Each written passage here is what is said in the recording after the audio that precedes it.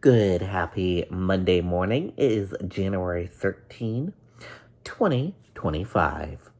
I'm Riley King, and welcome to WRMK News with Riley King. Let's get started right now. First up, mobile home destroyed after gas dryer explodes in Raymond. Let's take a listen to that report from WMUR News 9. Back tonight, investigators are trying to figure out why a gas dryer exploded inside a mobile home in Raymond. This happened a little after 10 o'clock this morning on Knights Court. The blast setting the mobile home on fire. That went to 2 alarms with multiple nearby towns responding. That structure is considered a total loss. That is very uncommon for a gas dryer. I don't know the history of this particular gas dryer just yet. Obviously, that'll be part of the investigation. The insurance company is going to want to know that too. And I'm sure they'll be sending out their own team to do an investigation as well. The siding on a neighboring mobile home was damaged, but no injuries, thankfully, were reported. Okay, and there you go on that report. C&J bus line to start charging for parking at lots in Portsmouth and Dover. Starting tomorrow, riders will have to pay to park before boarding C&J buses on the seacoast. Lots in Portsmouth and Dover will begin charging $4 a day to park. That's after a new 30-year lease with the state that requires the bus line to cover maintenance and upkeep. C&J already has been charging to park at its Seabrook lot. Okay, and there you go on that report. Body of Atkinson woman who drowned after falling through ice on Big Island Pond recovered, authorities said. Let's take a listen to that report from WMUR News 9. Well, John, Isabel, it was the dive team at New Hampshire Fish and Game that recovered the body of 56-year-old Emer Mazzetti around 10 o'clock this morning. They say she was found in an area near Osprey Road in Hampstead, which is just right across the lake here, and that investigators have determined Mazzetti drowned after falling through the ice around 6 o'clock Saturday night. They say they were called to that area after reports of someone screaming for help. Rescuers recovered her body this morning after their search was suspended until daylight hours today. We were here last night in the area of Chase Island Road at Big Island Pond when Marine Patrol and crews from towns like Derry, Hampstead, Salem, and Atkinson were spread out all along the lake searching for her. Fish and Game says during their rescue, they used an airboat and broke through ice all along the lake. They say in most places on Big Island Pond, there was less than 2 inches of ice, proving the conditions are not safe right now. Whenever you go on the ice, you need to check it as you go. Always go with a partner or another person so that if you do have a problem, somebody can help you or call. Ice is not safe. Make sure that it's the way it's supposed to be before you go out there. When you get about 20 feet out, it's a lot thinner than you think it is. And so when we were here last night, I did speak to a few residents who tell me they see about 4 to 5 of these ice rescues on this lake every year. So it's really important to remember that it's never safe to assume the ice itself is safe. And if you are going to be out there, you need to have the proper gear with you, like ice picks. We're live in Derry tonight. Imani Fleming, WMUR News 9. Okay, and there you go on that report. 100-year-old man from Tuftonboro on a mission to make roads safer for drivers.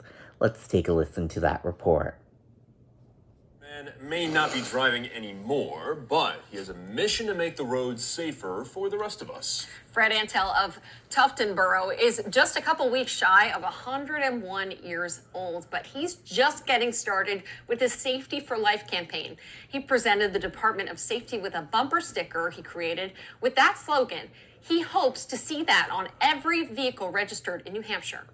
We're all working for the same thing. We all want safety for our family and husband and everybody. I firmly believe that we can do it.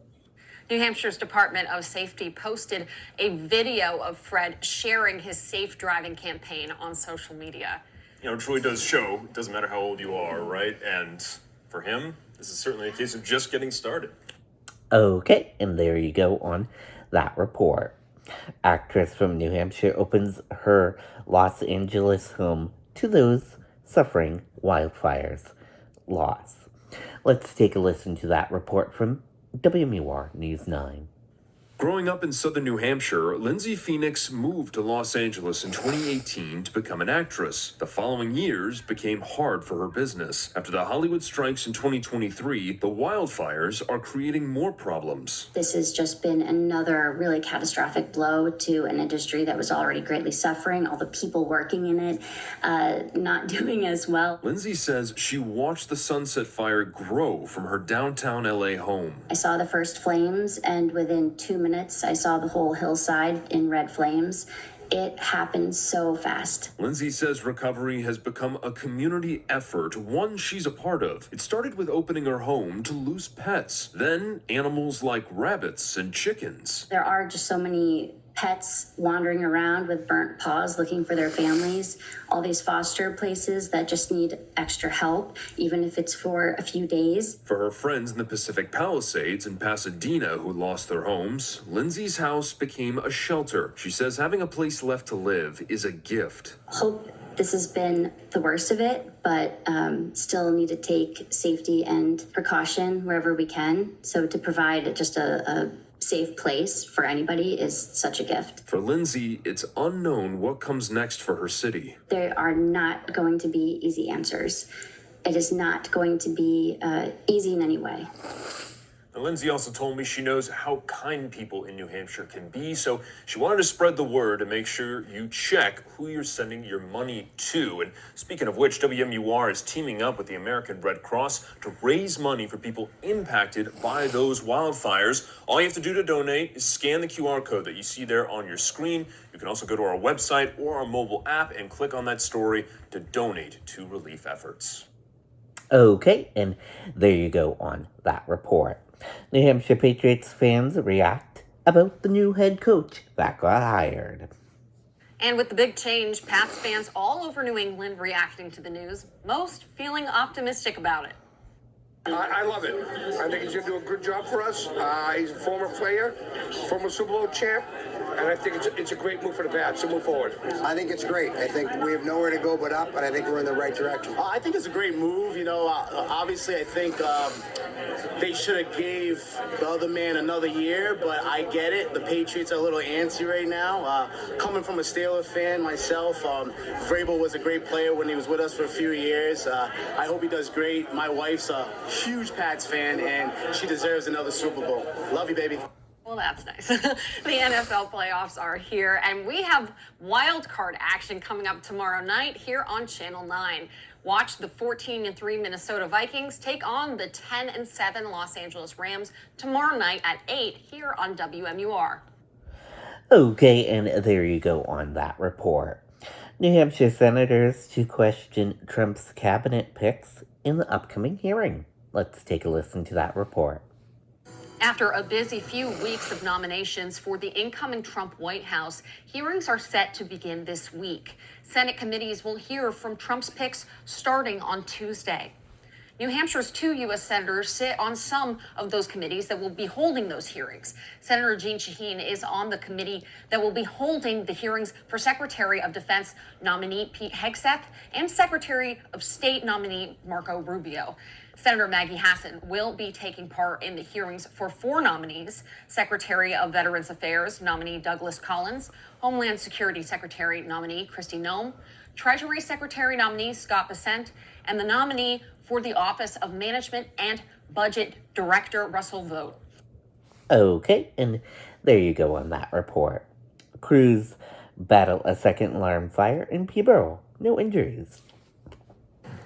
And in Peterborough, firefighters responded to a house fire this afternoon.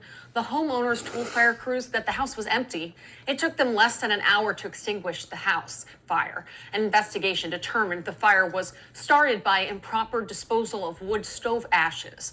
The home was a total loss, and the Red Cross is assisting the homeowners. Okay, and there you go on that report. FBI probe Trump cabinet pick Peter Hedgeseth. Let's take a listen to that report from ABC News. Have you ever dreamt of getting 2 of your fave Wendy's items for $7? Like a spicy chicken sandwich, Dave's single, or 10-piece nugs? Well, today's the day your oddly specific dream comes true. Pretty good dream. 2 faves for just $7? Gotta be Wendy's. Now to politics and confirmation hearings for some of President-elect Trump's cabinet picks. The FBI briefing committee members on Secretary of Defense nominee Pete Hegseth. The former Fox News host is one of Trump's most controversial selections, and his hearing on Tuesday could prove explosive.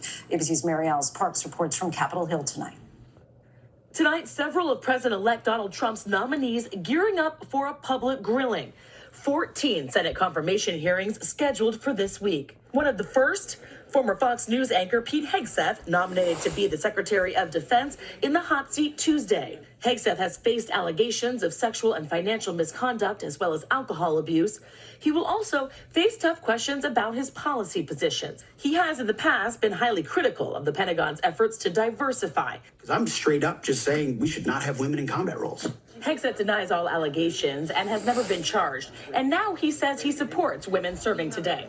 Republicans have 53 seats in the Senate, meaning nominees do not need Democratic votes, but they also cannot afford to lose more than 2 Republicans. One big question mark, Republican Senator Joni Ernst, a former lieutenant colonel in the Army Reserves who did multiple combat tours and has been hesitant about Hegseth's nomination. ABC News learning that Hegseth sat for an interview with the FBI as investigators interviewed multiple people from his personal life as a part of a background check.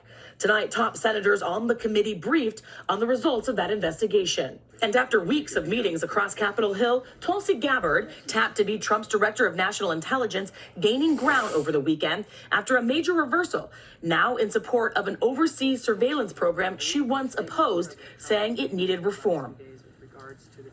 Mary Alice reports now from Capitol Hill. Mary Alice, Vice President-elect J.D. Vance is seeming to couch Trump's vow to pardon January 6 rioters on the first day in office at this point. Yeah, Vance said today that if someone committed violence on that day, they obviously should not be pardoned. But just last week, Trump was asked specifically about people who attacked police officers, and he did not answer directly. He talked about his plans to grant major pardons. Of course, we know more than 140 officers were seriously injured that day. Lindsay? Mary Alice, thank you.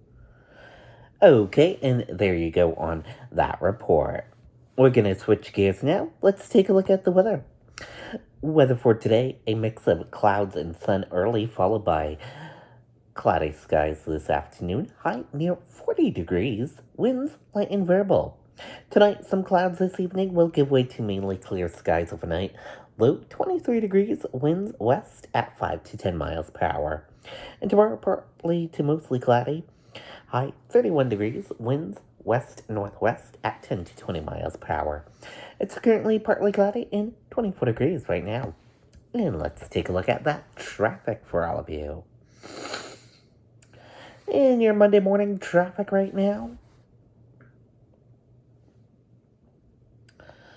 On 93 heading into Massachusetts, nice smoothing ride. 293 around the Manchester area, nice smoothing ride as well.